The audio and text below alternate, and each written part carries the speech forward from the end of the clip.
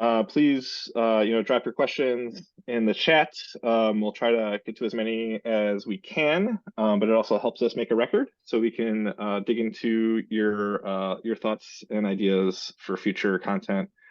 Keep yourself muted, and please, kind of share the road and allow us to follow our agenda. So thanks everyone for being here.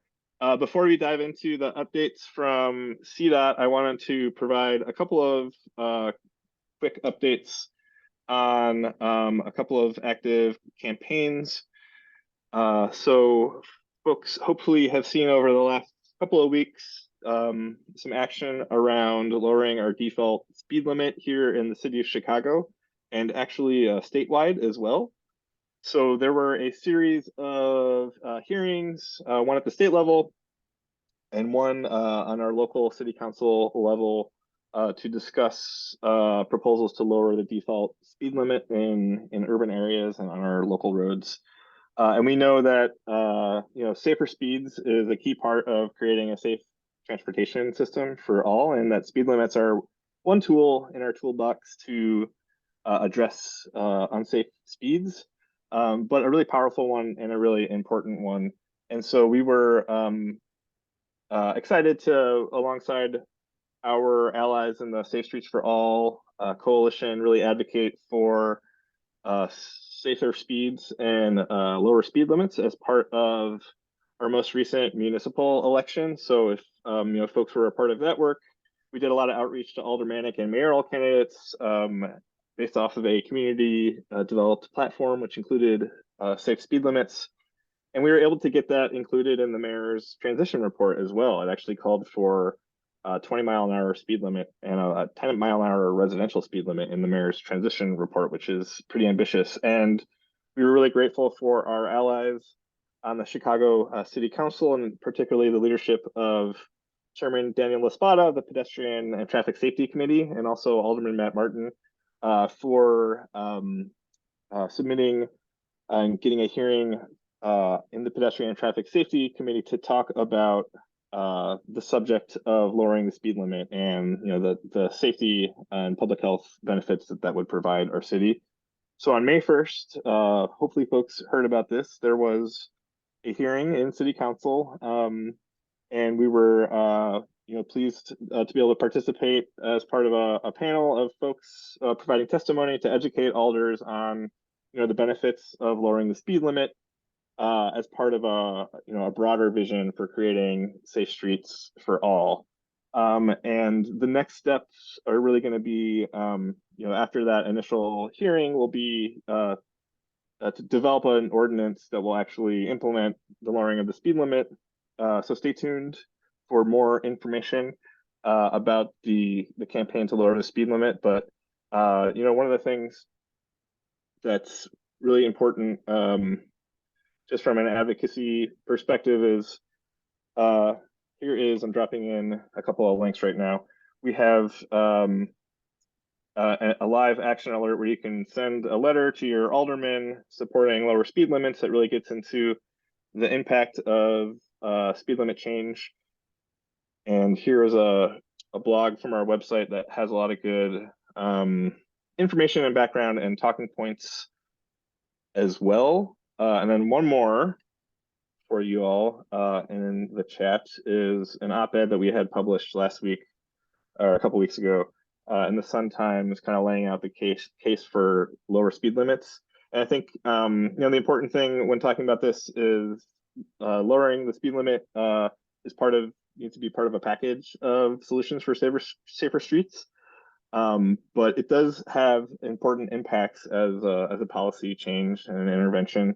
There's really good evidence from other cities that showing just lowering the speed limit alone without any other additional enforcement or infrastructure changes really has dropped some of the most dangerous speeding, like over 40 miles an hour, by as much as 30%.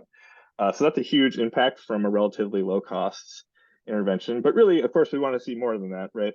So longer term, the bigger thing and the more exciting thing about lowering the speed limit, we think, is reorienting our street design around appropriately safe speeds. And so if we lower our default speed limit it really unlocks a lot of street design tools that enable us to create a safe street design that's going to really ensure that people make safer choices and encourages safety as the default behavior.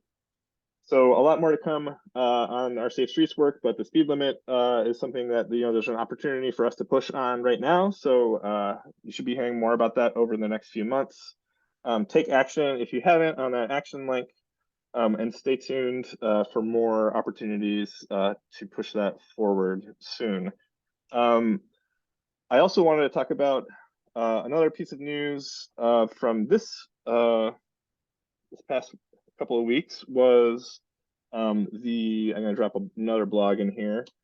The launch of a really exciting statewide legislative package to address our transit system, including governance reform and new revenue to give us the transit system that we need and deserve in the region.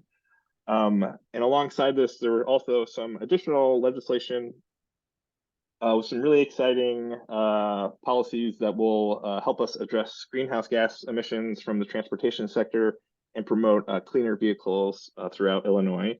So all of this is part of the Clean and Equitable Transportation campaign and the Clean and Equitable Transportation Act, which is actually many bills. But the blog I just dropped in there has a lot of good overview of the transit aspects of that. People may have seen the Climate Action Lobby Day that took place yesterday in Springfield. There were hundreds of people went down to advocate for transit reform and other climate justice issues on the agenda. Our friends at Illinois Environmental Council did a great job organizing that. So wanted to make folks aware this is going to be a long fight, a multi-year issue. And so there are going to be plenty of other opportunities to get involved with championing transit reform on the state level. And so stay tuned. We're going to be doing a lot of outreach over the summer to state legislators, and it's a really great opportunity for people to make that direct contact with their elected officials about pushing this really big reform opportunity. And finally, before we turn it over to Dave from CDOT, I did mention at the top, it is National Bike Month, and in Chicago, that means there is a ton going on. I don't know why this is formatted weirdly, but there you go. activetrans.org/bike month will take you to our landing page for everything you need to know about Chicago Bike Month. There is a ton going on, a lot of ways to get involved, including but not limited to our Bike Commuter Challenge we'll be kicking off. We're going to have celebration stations during the evening commute where you can stop by, get some free swag, fuel up, say hello, learn about our work and the work of our partners. The Ride of Silence is coming up next Wednesday. Information is on the website about that. There are also rides taking place around the region next Wednesday on the Ride of Silence. And in addition to that and more, I should say June 1st is another date to mark in your calendar. That's going to be Bike Fest. We're working with our friends at Streets Calling Bike Club to have a ride and then a big party at the Promontory down in Hyde Park.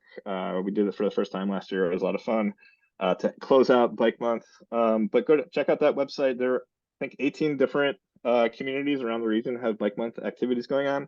So a lot of ways to get involved and celebrate the joy of bicycling in this wonderful spring weather we've been having. And so that kind of concludes our advocacy updates for this month. And I'm going to turn it over to Dave Smith from the Chicago Department of Transportation, who has graciously agreed to join us and give us some updates on things that he and the team over there are doing to help make Safe Streets for All happen. So take it away, Dave. Thanks, Jim. Can you hear me okay? Coming through loud and clear, and we can see your screen too. Cool. Okay, thanks, Jim. Hey, everybody. Was having some technical difficulties, of course. logging in and stuff. So I have a little bit of limited ability in terms of screen share and camera and everything, but I think we'll work our way through today. But really appreciate the invite and you guys coming out to have a discussion today. I know everyone on the call is very excited about what's been happening within Chicago and looking forward to keeping things going in terms of cycling infrastructure and policies to make our streets safer and accessible for all modes of transportation. And it's been a really great few years, and we're planning on that momentum continuing. And as I've said on multiple occasions, I think the partnership between CDOT and advocacy organizations and residents and other groups around the city that you guys are a part of is really key to making that happen and to really transforming our city to not only reflect how people are getting around today, but also to have a city that for future generations and looking ahead is really reflective of the types of places that we want our communities to be. In terms of talking about redesigning streets and the advancement, particularly of cycling infrastructure, some of you may have seen some recent info that was published showing that the number of bicycle trips in Chicago has grown by about 120%, so more than doubling since 2019, pre-COVID to today, which is really incredible, and also I think kind of validates what many of us are seeing out on the street. Just an incredible number of people riding a bike in every community all over the city, and the reason why people are riding a bike is very interesting as well. And some of the data points that were recently published touched on that. But the increase in bicycle trips, a lot of that is associated with going out to restaurants and to visiting local businesses, and so that really sort of makes the case and helps support economic development, but also trips within people's neighborhoods was really a huge growth in terms of how people are getting around. And I think that lines up really well with how we've been approaching building out a citywide network that provides people with the option to ride a bike and make it a really good option for no matter where you live in the city and no matter your comfort level or experience of getting around. We've done that in the Chicago Cycling Strategy, which was released last year, which many of you are familiar with. I'll touch on that more. So I think for today, we'll leave some time at the end for any questions. I'll do my best to answer all of them. I'll walk through and talking with some conversations with Jim and Active Trans. There was a lot of interest in our relaunched or brand new website pages from about end of 2023 or so. We started building out a new set of Complete Streets web pages. And it's still growing. It's going to continue to grow, but there's a lot of really good information that we're getting out there publicly that, in a few different categories. One, highlighting upcoming projects and upcoming meetings and events, but also showing the results of projects. And that's a big focus of mine and CDOT's going forward, and is really showing the benefits of these types of projects. Jim touched on this a little bit with the speed limit discussion, that when we design our streets to be safe and accessible for those who are most vulnerable, then we make our streets safer and accessible for everybody. And we see that time and time again. So I'll walk through the website, highlight some info that is up here.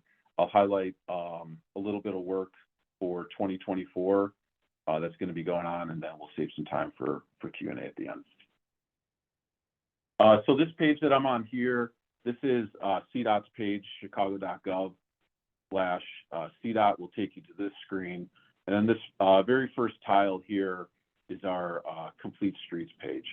And so this is organized into really 4 main sections, traffic safety being the first one, bikeways being the second, pedestrian and transit, and then we have this 5th category of projects and innovations, which I'll click on a little bit. So on the complete streets main page, these are pages that we're really actively updating throughout the year. So really interested in feedback from you guys on the types of things. You know, one, is this, what we have up here, is this helpful? What are the types of things that you'd like to see on here? Because as I mentioned, you know, we're continually improving this and building this out. The first thing I wanted to highlight is just this tile here at the bottom, where we've got we're posting upcoming events. We've already been kicking off the year with a variety of public meetings and the ability for people to come out and to learn about projects, to support projects, ask questions. We most recently, last week, had a meeting in Humboldt Park about safety improvements, accessibility improvements on Division Street. We've got a meeting scheduled for next week, May 16th, on the Belmont Avenue corridor, which I'll touch on a little bit later.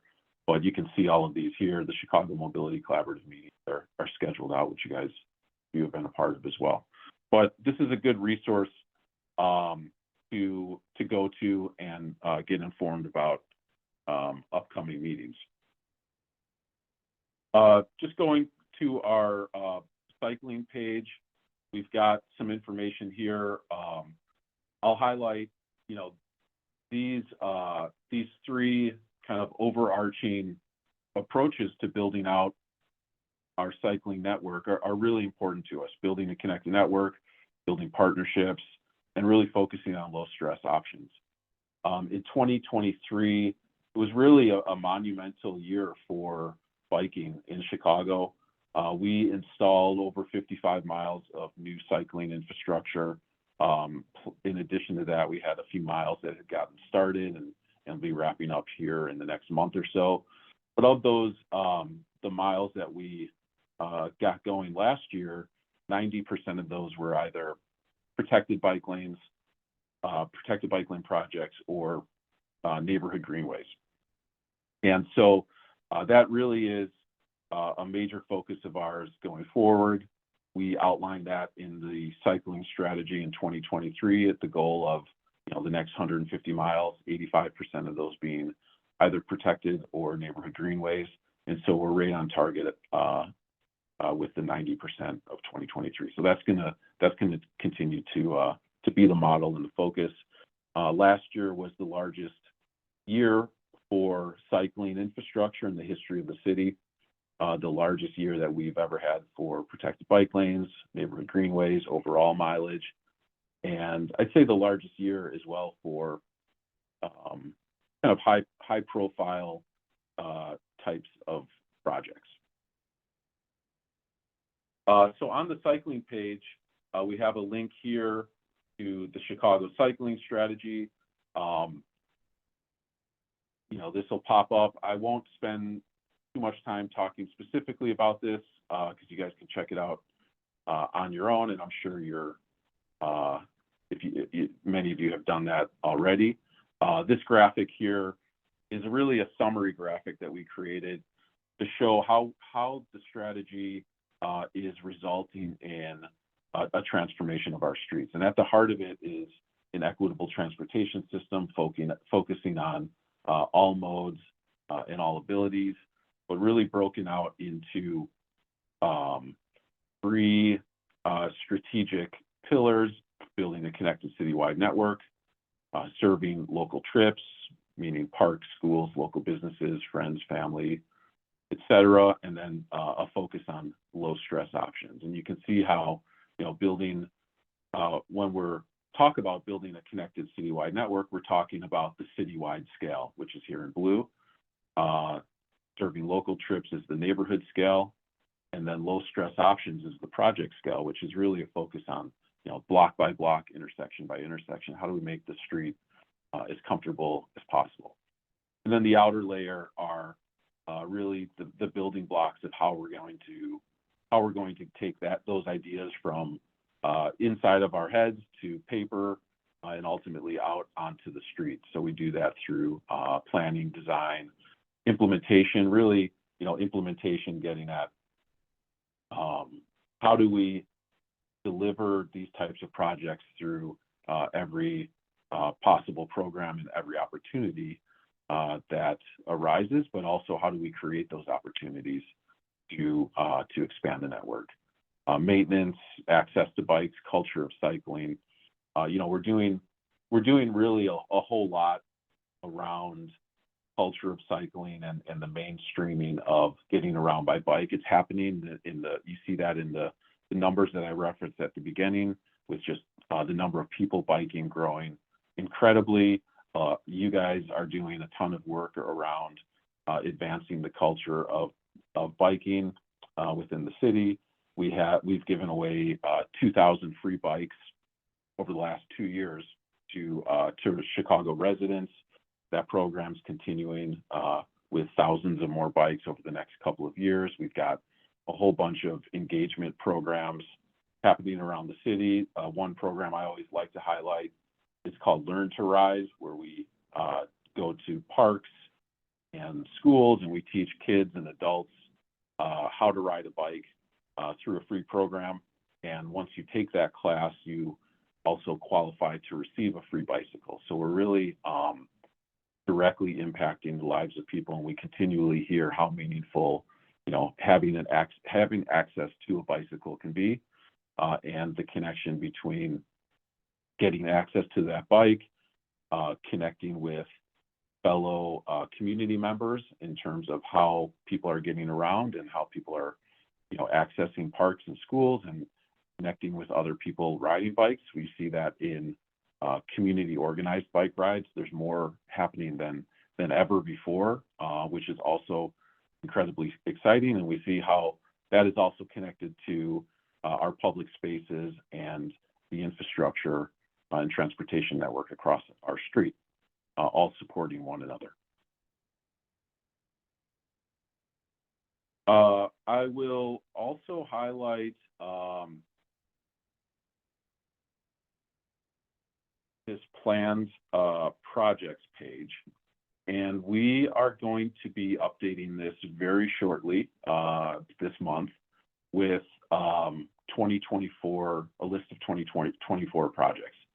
So you can see this was from 2023.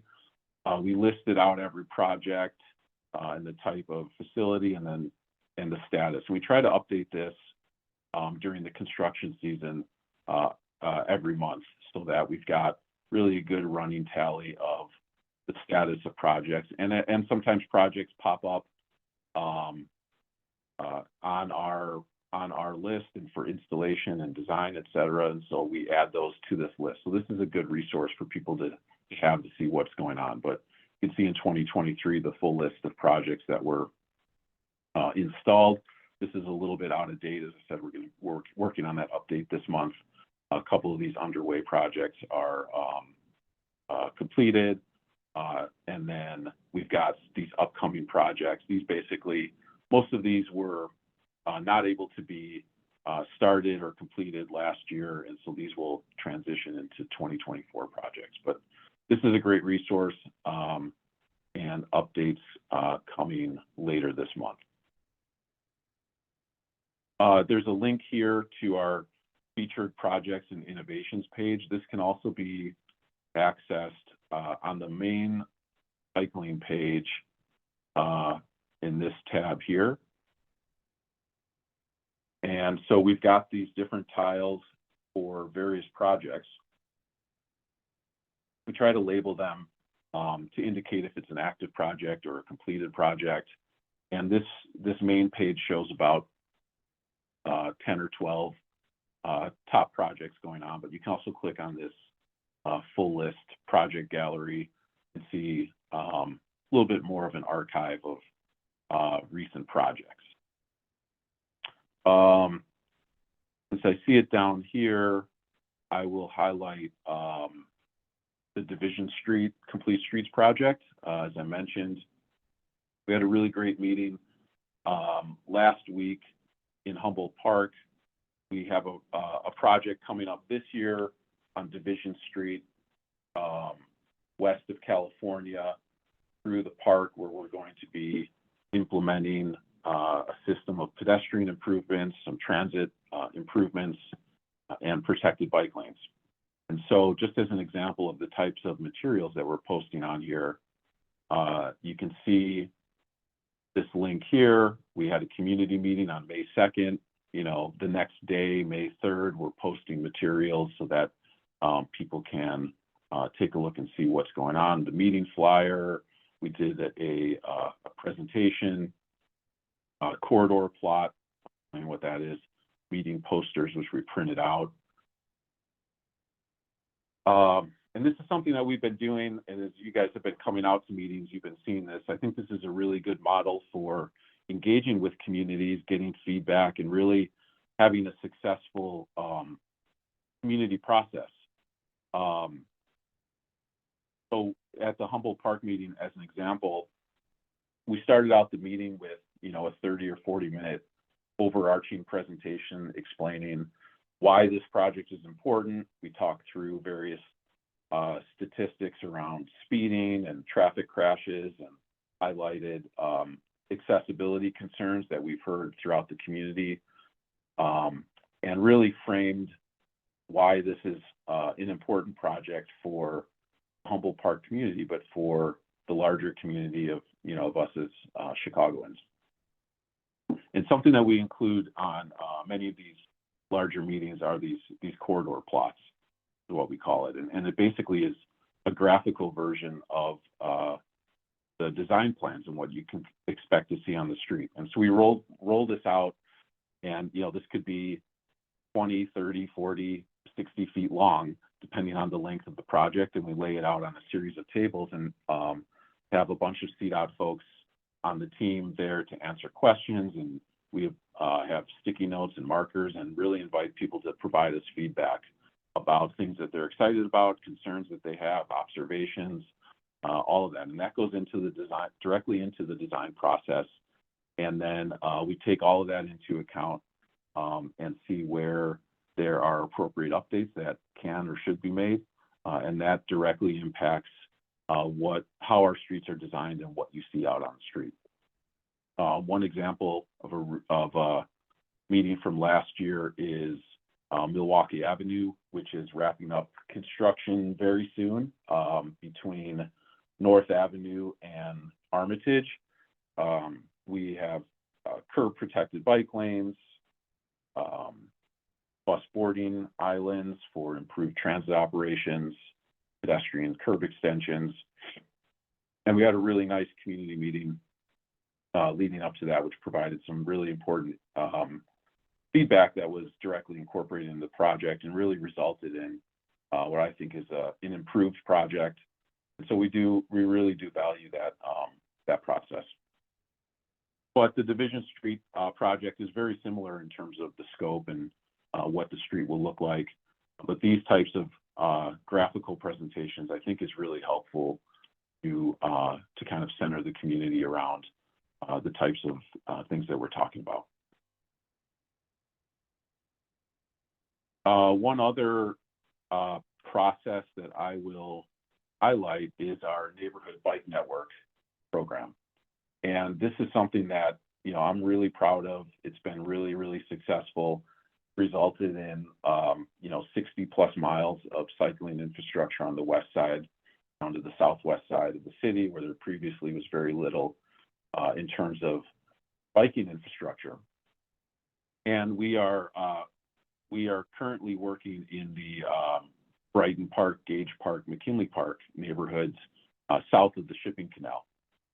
And so we've had a series of task force meetings where we've partnered with community representatives who really are doing great work and really important work within these neighborhoods. And they're not necessarily and generally not focused on, you know, solely or on the issues of transportation, but they're working on issues like public health and economic development and public safety and youth engagement, mental health. And we really try to get that broad cross-section of perspectives. And that really is the key, I think, in terms of how we make meaningful change within our communities. You know, when we talk about a protected bike lane, it's so much more than just the 6, 7, 8 feet of space for somebody to ride a bike. It really is a critical, important ingredient for achieving so many larger community goals. So some of those I mentioned: public health, economic development, public safety, affordability, access to employment, access to education, youth engagement, sustainability, overall quality of life and enjoyment of public spaces. These are all really critical issues that impact every single community within the city. And the more that we can talk about and highlight and better understand the connection that biking, walking, public transit, public space improvements plays in achieving all of those goals, the better we'll be served in terms of creating a great city and really enhancing our communities.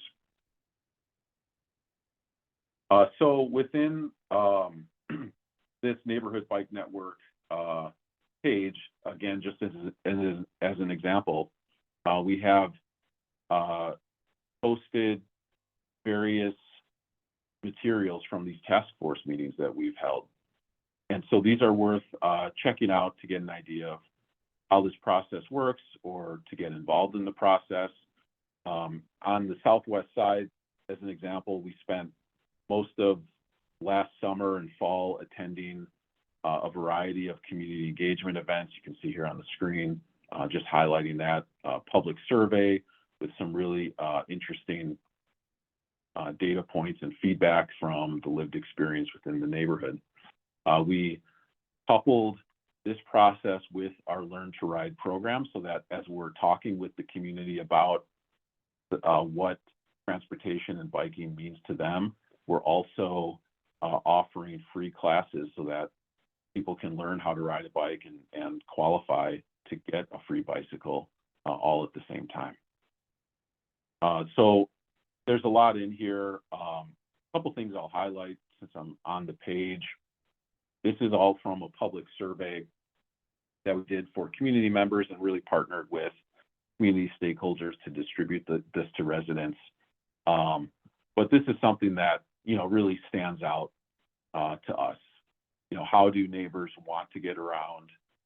The blue meaning is how you currently get around. The green is what you would like to see your community look like and how you'd like to get around. And you can see here in terms of you know, both a personal bike, divvy bike share, that discrepancy of how people are currently getting around versus how they'd like to get around. And so that difference here is really, really important and a great thing to highlight, and has been really, really helpful in connecting with community members and really show that we're focused on delivering the types of services that they want. And so you can see here also kind of the mirror image in terms of a personal vehicle. Many people within these communities on the southwest side are driving, but they'd like to have other options. And that's really what a lot of this is about. It's not about saying that everybody needs to ride a bike everywhere they go, no matter what. That's not reality. That is not the goal at all. The goal is to provide people with options for getting around and really improve the accessibility of a community and access to critical destinations. And there's a lot of opportunity for that. As some of you guys know, I've talked about this before, you know, about 20% or so of automobile trips within the city are 1 mile or less. 40% of automobile trips are 2 miles or less. These are really a great target for a bikeable trip for many people. Those are the trips within the neighborhood, getting to the school or the park, or to the corner store or a local restaurant or something like that. And so if we can have even just an impact in terms of making that a better option for a bikeable trip or a walkable trip, public transit, we're really going to have a huge impact in terms of our environment, our transportation system, and our overall quality of life within our communities. And then connecting it back to the focus on low stress infrastructure, you can see here 90% of people responding to the survey indicating they feel comfortable on a protected bike lane versus about 90% of people who feel uncomfortable without any type of infrastructure. So let's see, I will talk for another few minutes, and then we'll, I think, open it up to some questions. I do want to highlight also our traffic safety page, which shows a lot of really relevant and interesting information around issues of traffic crashes and overall traffic safety, which is a huge issue.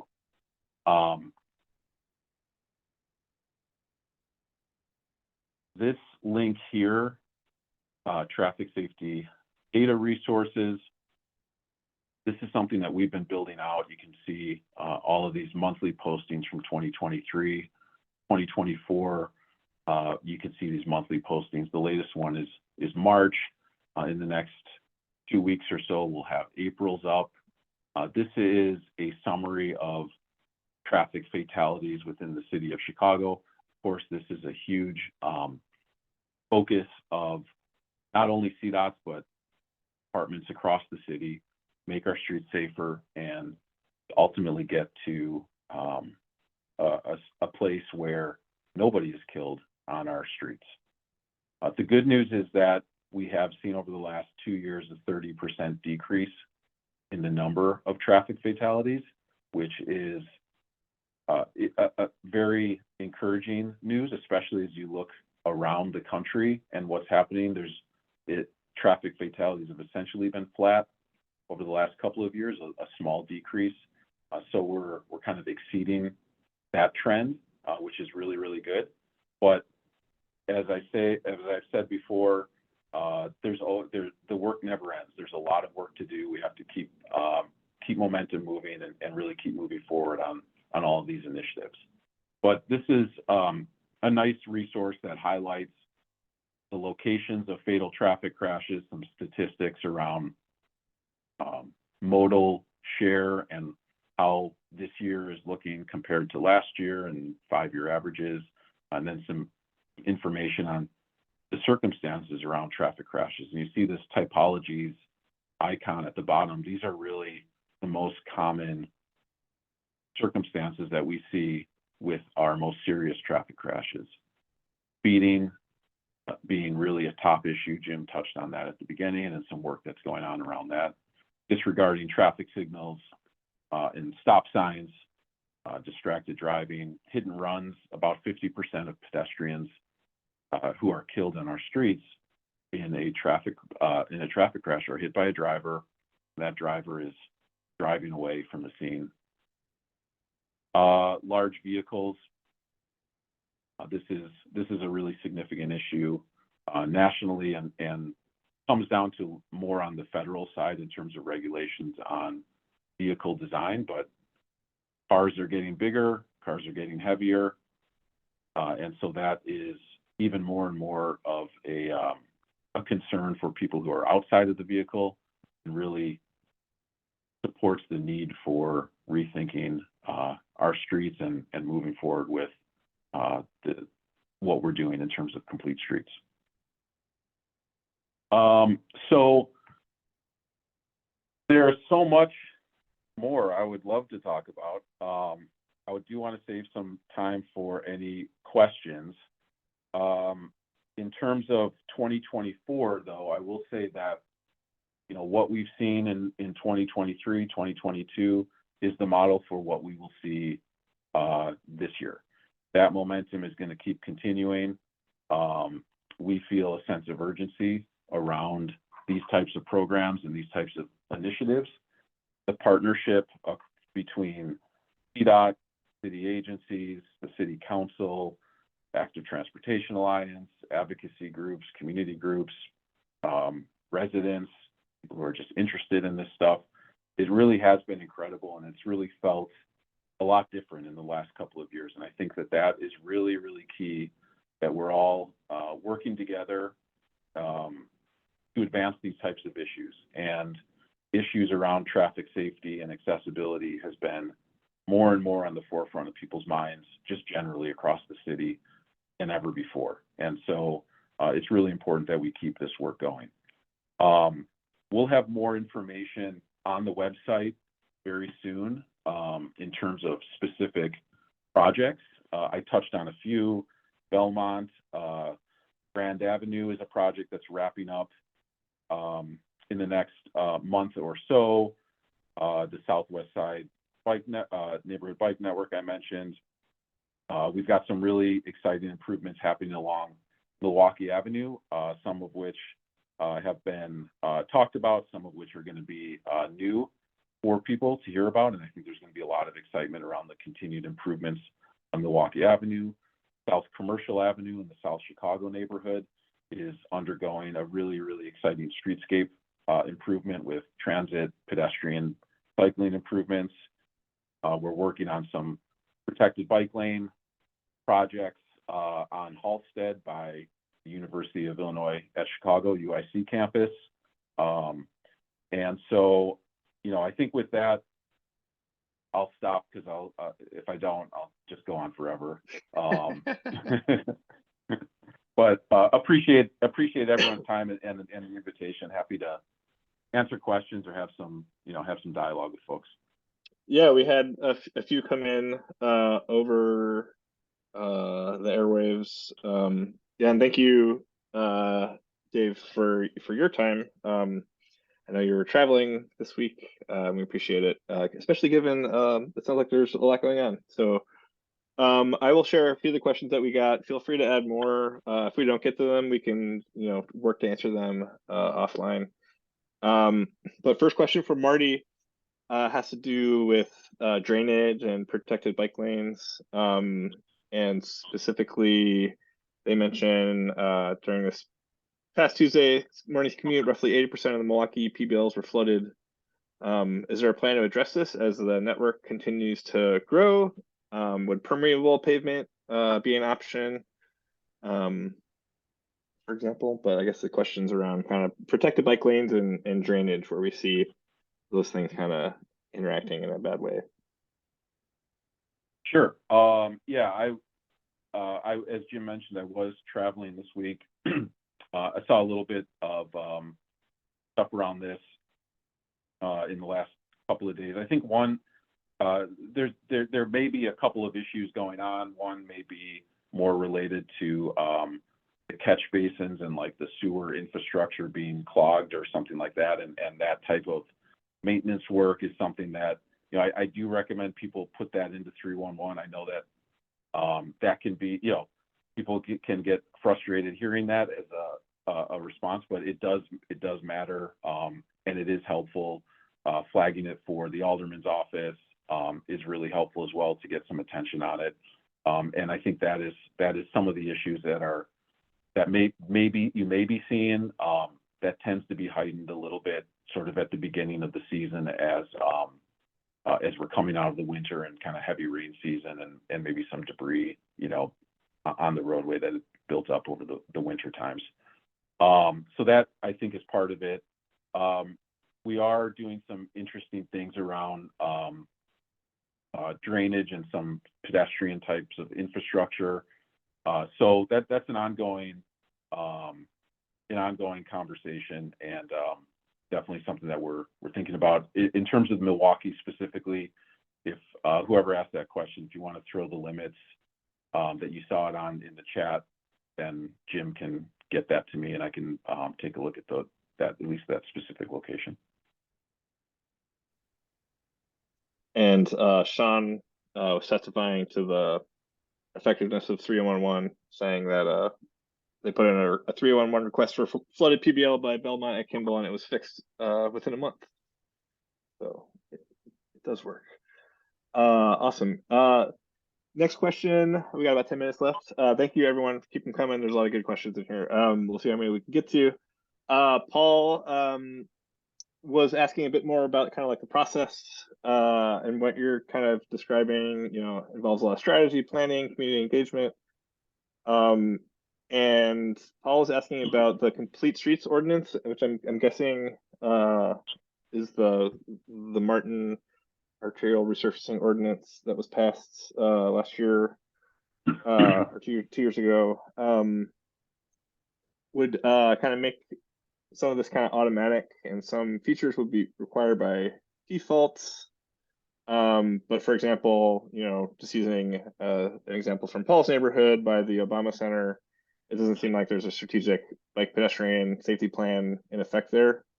But are those types of projects supposed to be incorporating complete streets? I know that ordinance also had to do with like when a project started, right? It applied to certain projects that began engineering at a certain time. So that might be part of the answer, but I don't know if you have more to say, Dave. Yeah, that ordinance essentially took effect for projects that began design work post January 1, 2024. So that's a relatively new thing. But and in terms of large capital projects, depending on what the program is, these can be multi-year projects in terms of when the process starts. So that may be part of it. But I will say that our larger capital programs like arterial resurfacing and street reconstructions have really been a huge source of our delivery mechanism for complete streets improvements. I mentioned Milwaukee Avenue, which is finishing up. That was a resurfacing project where we really transformed and reconfigured the street, incorporating a whole host of improvements. I mentioned Grand Avenue. That was part of a street reconstruction project, which really transformed the street with raised crosswalks, street trees, new traffic signals, accessible pedestrian signals, connected bike lanes. Commercial Avenue is a large streetscape / reconstruction type project. So this has been those types of projects have been a huge source of these types of improvements, and that project delivery coordination is certainly going to continue. Awesome. These are great questions. From Jack, and maybe this is timely given you were just at the NACDO conference, what cities in the US and around the world does CDOT use as inspiration for what they want our streets to look like? In other words, who's doing it right and who should we copy? Yeah, that's a good question.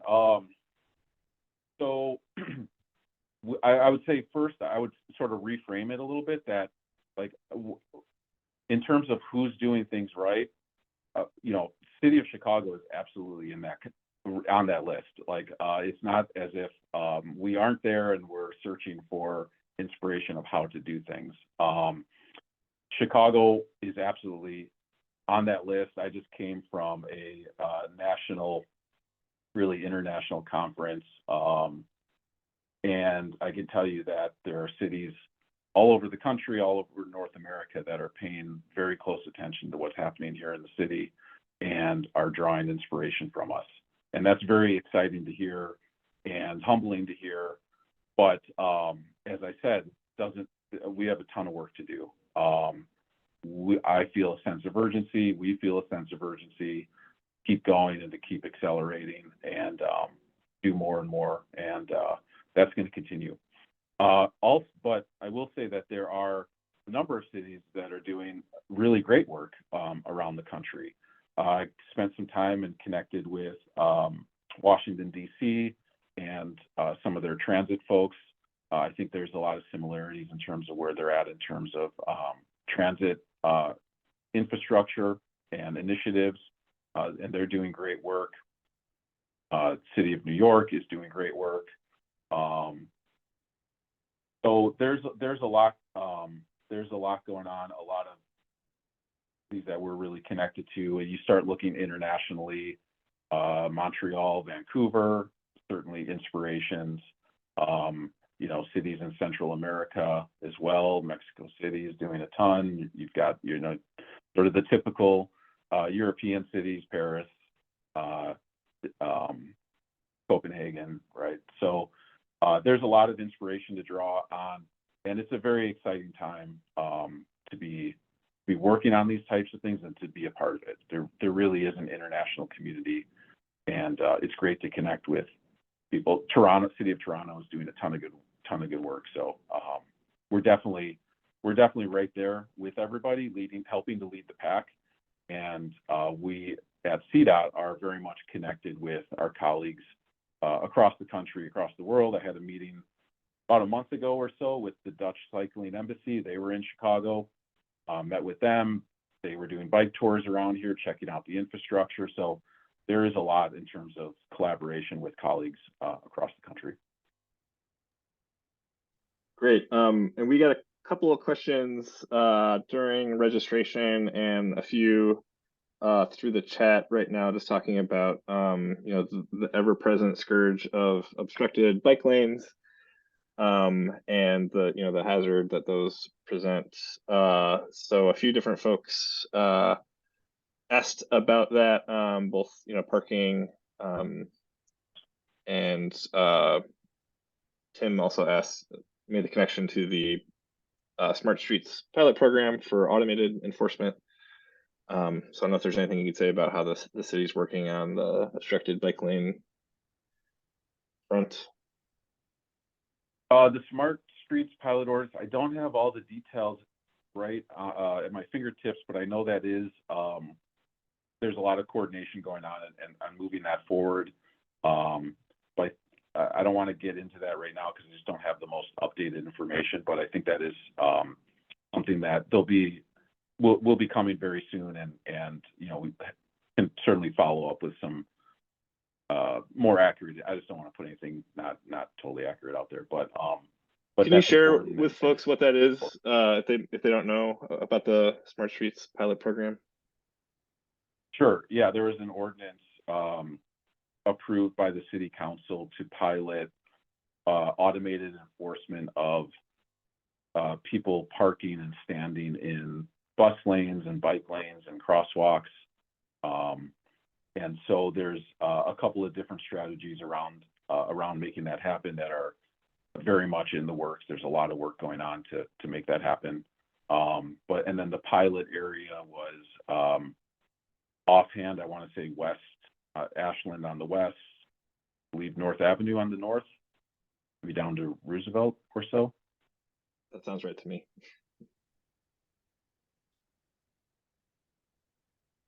Great. Maybe we got time for one more question from Mike. Can you speak to scooters or small powered vehicles in these plans? Mike just notes it seems there's a lot on sidewalks. Yeah. And how does that kind of fit into our? Yeah. So scooters are allowed and legal to ride within protected bike lanes in our bike lane network. That's something that we updated the municipal code a few years ago on to very clearly account for and to provide that direction. I will say the number of, in terms of how people are getting around, right? Talked about bicycle trips doubling over the last 4 or 5 years, and before that, in 2019, I mean, I think the thing that I like to highlight, and just like I said, coming back from talking with people all over the country, the only city where people are biking more than Chicago is New York City. 3 times the population, but there are so many. It is really, really impressive in terms of how many people are getting around by bike and on scooter, and that is very exciting, and it's going to continue to grow. And the landscape of transportation is just evolving so quickly.